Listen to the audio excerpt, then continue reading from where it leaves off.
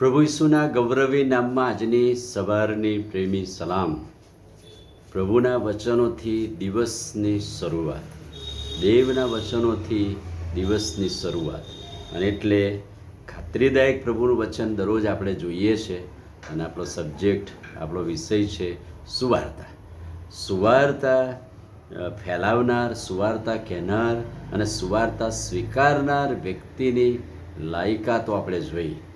પણ સુવાર્તા છે તો સતાવણી છે, અને સતાવણી વધુ હોય છે એમ સુવાર્તા મજબૂત બને છે. અને એટલે સુવાર્તામાં સતાવણી, સુવાર્તામાં દુઃખ ભોગવવું અને સતાવણી પામેલા લોકો વધારે મજબૂત બને છે અને મંડળી વૃદ્ધિ પામે છે. બીજો તિમોથી 1:8 સંત પાઉલ તિમોથીને લગતા શું કહે છે? પણ સુવાર્તાને લીધે દેવના સામર્થ્ય પ્રમાણે મારી સાથે દુઃખ ભોગવો. સંત પાઉલ સતાવણી, માર, તકલીફ, મુશ્કેલીઓ, દુઃખ, વેદનાઓ વેઠીને છેક વિદેશીઓ સુધી પહોંચ્યા અને એમણે સુવાર્તા પ્રગટ કરી.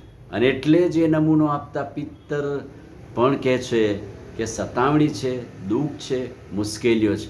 એ જ પ્રમાણે બીજા પ્રભુના શિષ્યો પણ એ સતાવણીમાંથી પસાર થયા.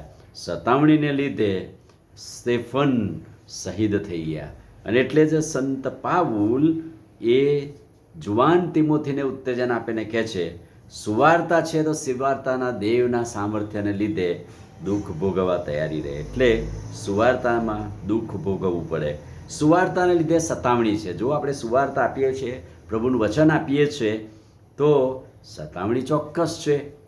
બીજો તિમોથી 3:12 સંત પાઉલ તિમોથીને બીજી પણ વાત કહે છે, જેઓ ખ્રિસ્ત ઈસુની સુવાર્તા સ્વીકારીને પ્રભુની બીક રાખીને ચાલે છે, તે સઘળા પર સતાવણી થશે જ. દુઃખ ભોગવવું જ પડશે, મુશ્કેલીઓ આવશે જ. બીજાને લીધે તકલીફ કે મુશ્કેલીઓ આવે વસ્તુ જુદી છે, પણ જ્યારે દેવના વચનને લીધે મંડળી પર સતાવણી થાય છે, તકલીફો થાય છે, સુવાર્તા આપનાર, સુવાર્તા સ્વીકારનાર પર સતાવણી નિશ્ચિત છે. સુવાર્તાને લીધે ઘણા લોકોએ જીવ ગુમાવ્યા, માલ સામાન ગુમાવ્યો, ઘર, કુટુંબ, મા બાપ બધું ચૂકી ગયા, બધું જ ખોરવાઈ ગયું સુવાર્તાને લીધે, દેવની વાત સ્વીકારવાને લીધે. માર્કની સુવાર્તા 8મો અધ્યાય અને 35મું વચન આપણને યાદ આવે. પ્રભુ શું કહે છે? જે કોઈ મારે લીધે અને સુવાર્તાને લીધે પોતાનો જીવ ખોશે તો તે તેને બચાવશે. બીજા કાળમાં પ્રભુ આવશે ત્યારે એને બચાવશે. અને એટલે કે છે સુવાર્તાને લીધે સઘળું ગુમાવવું પડે છે, જીવ પણ ગુમાવવો પડે છે. અને એટલે છતાંય સુવાર્તામાં મંડળીઓ વૃદ્ધિ પામી છે. અને છેલ્લે બીજો કોરિન્થી 4:3 પ્રભુનું વચન શું કહે છે? નાશ પામનારાઓ માટે ગુપ્ત રખાયેલું. બીજો કોરિન્થી 4:3 જો અમારી સુવાર્તા ઢંકાયેલી છે તો તે નાશ પામનારાઓને સારું ઢંકાયેલી છે. જેઓ નાશ પામેલા લોકો છે એમને તે સુવાર્તા ઢંકાયેલી દેખાય છે, પણ અમારા માટે તો એ બીજ છે. સુવાર્તા એ અમારા માટે બીજ છે, અને બીજ જે કોઈ રોપે છે મંડળી અસ્તિત્વમાં આવે છે. અને એટલામાં એમ કહેવાય છે કે સ્તેફન પ્રથમ શહીદ થઈ ગયા. પણ એનાથી શું થયું?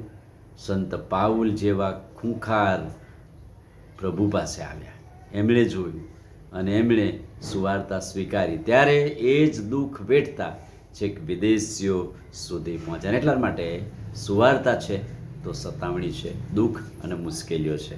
આમીન. પ્રાર્થના કરીએ. ભલા પ્રભુ, આજે સવારે તમારા ખાતરીદાયક અદ્ભુત વચનને માટે આભાર માનીએ છીએ. વચનના પ્રકાશમાં અમને દોરો, અમને તમારું સામર્થ્ય આપો. પ્રભુ ઈસુના નામમાં માંગીએ છીએ, સાંભળોને માન્ય કરો. આમીન. God bless you.